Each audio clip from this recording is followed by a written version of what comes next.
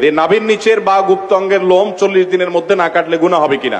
এরপরে প্রশ্ন হলো গোসলখানার ভেতর বিবস্ত্র হয়ে গোসল করলে গুনাহ হবে কিনা, হাফ প্যান্ট পরে ফরজ গোসল করলে ফরজ গোসল হবে কিনা, বা ওই ফরজ গোসল নামাজ চলবে। এরপরে প্রশ্ন হলো চেয়ারে বসে নামাজ পড়লে নামাজ হবে কিনা। সবচেয়ে পপুলার প্রশ্ন, কমন প্রশ্ন, এই প্রশ্ন সব জায়গায় সব এলাকায় মানুষ করে, চেয়ারে বসে নামাজ পড়লে নামাজ হবে কিনা। যারা আল্লাহ তাআলা সুস্থ রাখছেন কমর টমর, এরা মনে হয় চেয়ারে বসে নামাজ পড়া মানুষগুলা দেখলে খুব মেজাজ গরম হয় মনে হয়। অথবা যারা চেয়ারে বসে নামাজ পড়েন তাদের মধ্যে অনেকে মনে করেন যে চেয়ারে বসে নামাজ পড়লে একটু ভাবসাব আসে কিনা আল্লাহ জানে।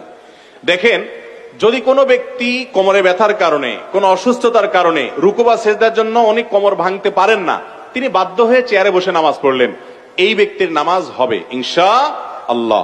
একজন দাঁড়াতে পারেন, তিনি দাঁড়াবেন, কিন্তু রুকুটা করতে পারেন না, তাহলে সোজা বসে ইশারা রুকু করবেন, ইশারা সিজদা, এটা জায়েজ আছে। নবী করিম সাল্লাল্লাহু আলাইহি ওয়াসাল্লাম এক সাহাবীকে বলেছেন, তুমি দাঁড়িয়ে নামাজ পড়বে, দাঁড়িয়ে পড়তে পারো না বসে পড়বে, বসে পড়তে পারো না তুমি ইশারায় পড়বে, কিন্তু নামাজ তোমাকে পড়তে হবে। অতএব যদি কেউ চেয়ারে বসা ছাড়া স্বাভাবিকভাবে নামাজ পড়তে না পারেন, অপারগ হন, তার জন্য এটা জায়েজ আছে। কিন্তু আপনি একজন সুস্থ সবল মানুষ, গাছে উঠতে পারেন, ধান ক্ষেত নিরাইতে পারেন, দুনিয়ার সব কাজ করতে পারেন, লাফালাফি সব করতে পারেন, শুধু মসজিদে এসে একটা চেয়ার টান দিয়ে বসে যান, এই মানুষের নামাজ হবে না। যদি আপনার সক্ষমতা থাকে, অনেকে আছে শরীরটা একটু খারাপ লাগতেছে, আজকে একটু ম্যাজ করতেছে, চেয়ারটা বসে নামাজ পড়ে ফেললাম। অনেক ভাইরা আছেন মনে করেন যে নামাজ হবে না, নামাজ হবে না। বিশেষ করে ফরজ নামাজ হওয়ার কোন রাস্তা নাই। ফরজ নামাজের দানোটা একটা ফরজ, রুকু করা একটা ফরজ, সিজদা করা আরেকটা ফরজ, এগুলো করতে হবে। আপনি আল্লাহর সামনে এসে ভাবসাব নিলে, গোলামি করতে এসে আবার কিসের ভাবসাব, বিধায় নামাজ কিন্তু হবে না। আল্লাহ তাআলা আমাদেরকে বোঝার তৌফিক দান করুন। অতএব চেয়ারে বসে নামাজ পড়লে নামাজ হবে শর্ত সাপেক্ষে। আজকাল মসজিদগুলোতে এত চেয়ার হয়েছে, আমি সবসময় বলি যে মসজিদ নাকি আকিস প্লাস্টিকের কোন দোকান বুঝাই কঠিন।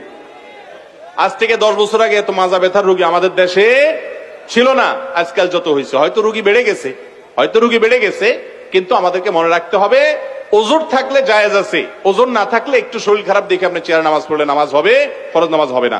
নাভির নিচের বা গুপ্ত অঙ্গের লোম 40 দিনের মধ্যে না কাটলে গুনাহ হবে কিনা।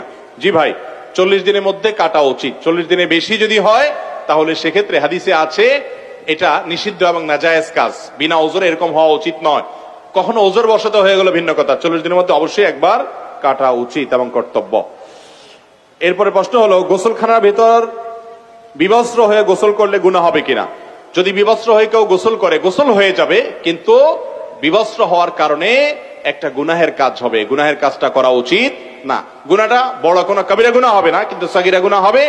এবং হাদিসে আসছে নবী করিম সাল্লাল্লাহু আলাইহি ওয়াসাল্লাম বলেছেন, কেউ নাই বুঝলাম, কিন্তু আল্লাহ তাকে দেখছেন, এই কারণে আল্লাহর প্রতি তার লজ্জাবোধ থাকা উচিত, এই জন্য একেবারে বিবস্ত্র